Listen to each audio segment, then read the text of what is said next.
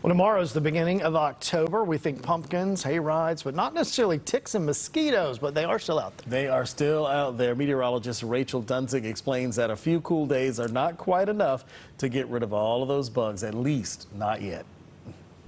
Well, it's finally fall and the temperatures are trying to cool down, but when you go outside, you might still find yourself reaching for the bug spray. So when are the bugs going to stop bugging us and you can finally put this away? Turns out it might be a little while longer.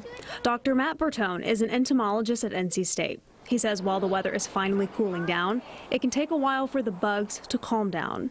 Once the day length starts to shorten, gets darker earlier, insects start to become more inactive, especially to overwinter. But inactive doesn't mean dead.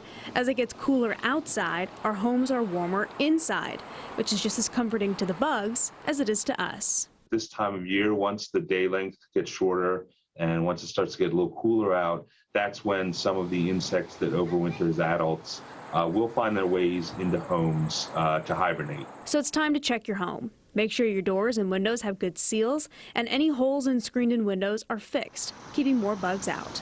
But before it gets too cold, maybe you want to get out and enjoy the North Carolina weather.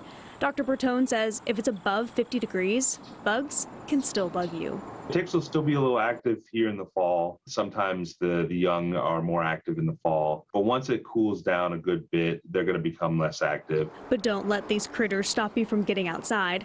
Those bugs, like us, are just making the most of the warm weather while it lasts. In Raleigh, meteorologist Rachel Dunzig, CBS 17.